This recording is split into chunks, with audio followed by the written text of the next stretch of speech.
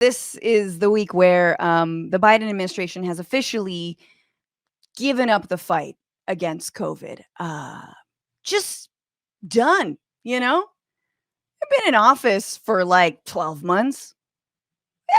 It's over. It's over. Obviously, this was the week where the CDC shortened the quarantine time to from 10 days to 5 days at the behest of airline CEOs from Delta, JetBlue, who were like, "Oh my God, please, we can't cut back on our flights. Oh my God, with the money we'll lose. We need to send people into the sky sick. That will help us." So the CDC obliged, and there was no stipulation that workers be tested or test negative before they are allowed back at work. These are recommendations. They're not mandates, but a lot of states will take their guidance from the CDC, of course. Right now, Anthony Fauci um, has been saying that the CDC is now weighing that like maybe they should have some testing for those workers, but then again, they would have to provide that testing or somehow direct that. It's unclear, but they've seen the backlash from pretty much fucking everyone about this new policy change, and they've decided, okay, maybe we're going to institute some sort of testing requirement so those 5 days can actually be based in anything other than a CEO's pocketbook and their bottom line. The thing that really got to me, though, is, Anthony Fauci. I don't consider him like, I guess you could consider him a hero, but I find it to be such like kind of lib resistance politics to be like, Fauci, I love you. You're amazing. Like I'm not into that. But this week, nor am I into the like Fauci lies. Like, no, that's bullshit. But this week, Fauci did not look good. They trotted him out on a lot of news shows, and he said the words, we must, quote, keep society functioning. That so many people have Omicron, and so many people have it that it would be too devastating to the economy to do otherwise. We got to keep society functioning. And my question is, what the fuck kind of society are you continuing to run here? A society where people are going bankrupt over medical debt, people are being evicted from their homes, people are losing their jobs, people can't afford health care, childcare. A society that is like, doing the like plug their ears and say la la la really loud when it comes to climate change. That can't get like basic bills passed. They can't abolish the filibuster. They can't even amend the filibuster in order to get some kind of voting rights. What the fuck are we protecting here? Dude, this is a year where like how many billionaires went to space? They want to put a hotel into space, like straight up the movie Elysium by like the end of 2027. The fuck kind of society? Billionaires are already ditching this society. So the idea that we need to keep society functioning is very laughable. Again, we're averaging 300,000 cases a day. This is like a vertical line shooting straight up. Yes, hospitalizations are not as bad as in other moments of this pandemic, but wait and see. They are creeping up. So from a year ago, we've surpassed what it was this summer in terms of hospitalizations, and we're headed to where it was a year ago.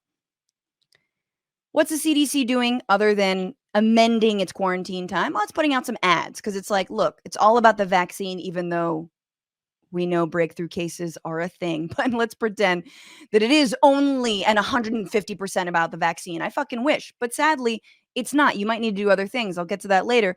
CDC is saying, all right, no, we're going to put this on you. It's personal responsibility. So we're going to run ads that sort of scaremonger you and, pretend to be in solidarity with workers like this one. Here's a worker, kind of looks like a Starbucks worker, ironically, crossing her arms. And she says, I'm not letting COVID-19 take my shifts. And the CDC says, my job puts me at a high risk for COVID-19 exposure. I got vaccinated because it's better to be protected than to be out sick. Like, okay, amazing. Great. As you reduce the time for people to get better, as Starbucks workers are literally trying to form a union right now, probably for more hazard pay or sick pay. Well, the ED of the National Nurses United responded to that CDC ad saying, ever heard of sick leave? How about taking responsibility for protecting workers? Stop running ads trying to convince workers and the public that we're expendable. Start doing your job to protect us all. Now, it's fitting that this is the ED of the National Nurses Union, because nurses, despite what hospitals are saying, despite hospitalizations being lower than at other points in this pandemic, hospitals are completely at their wits' end. Nurses are at their wits' end. Minnesota, the hospital system in Minnesota took out a fucking ad, a full-page ad in a newspaper being like, please get vaccinated. Please stay home. Ohio hospitals that are a breaking point. And what does the CDC do? Say like, don't miss out on that paycheck. You're going to want your $7.25 an hour. That's why you got vaccinated, even though there's breakthrough cases and we don't really have a plan for if you do get sick, and you probably will have to use your only PTO off. Do you have PTO? Oh, no. That's, I guess, for full-time employment and salaried workers. No. Sick days? How many of those do you get? Anyway, the other thing they're saying to scare people is hospital stays can be expensive, but COVID-19 vaccines are free. Help protect yourself being hospitalized with COVID-19 by getting vaccinated. And there's a really grim image of like a cartoon person in an ICU with just like a triple money tag on their IV drip. Like it's a fucking 3-star, like an expensive 5-star Yelp restaurant.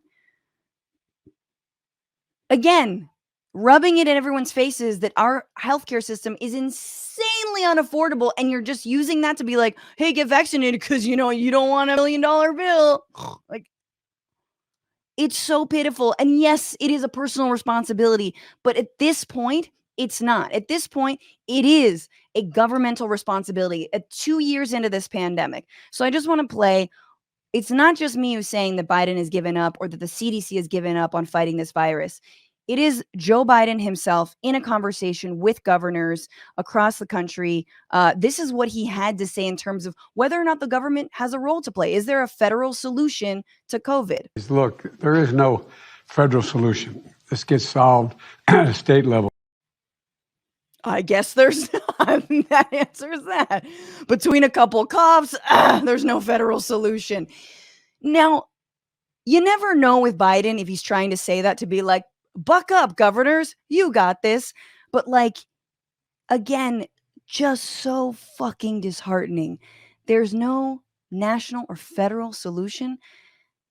I just want to turn to a couple tweets from a journalist named Walter Brangham, who writes for the Daily Poster, responding to that. Is there no federal solution? Is it just personal responsibility, or praying that your governor isn't Ron DeSantis, or actually believes in COVID?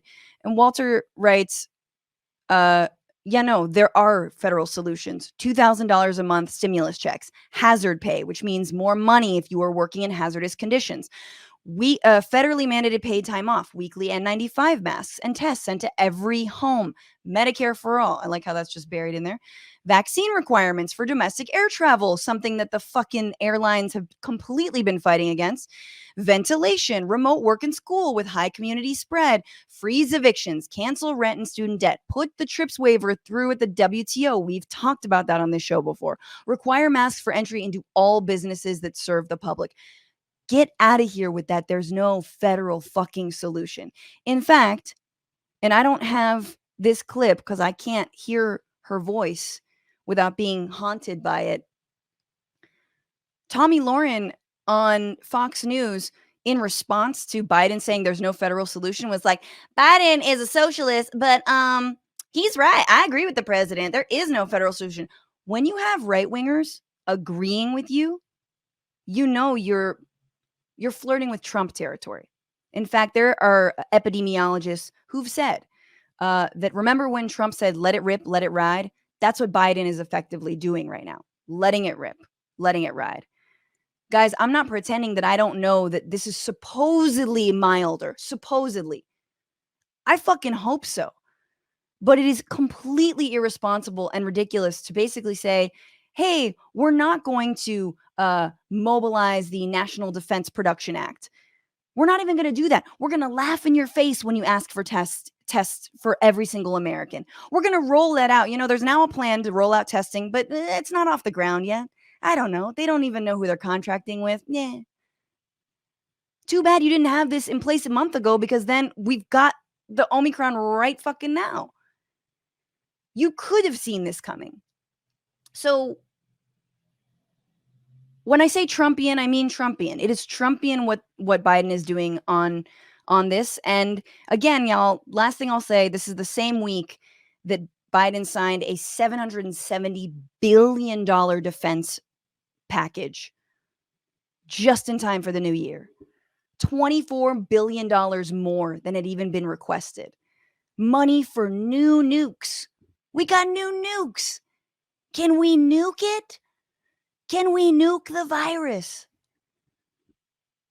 I mean, honestly, if COVID could figure out some way to do another 9/11, in fact, it already has. Oh shit, it has. But it needs to, like, drive around in pickup trucks with flags hanging out. Oh, no, that's MAGA. Yeah. Forgot about that.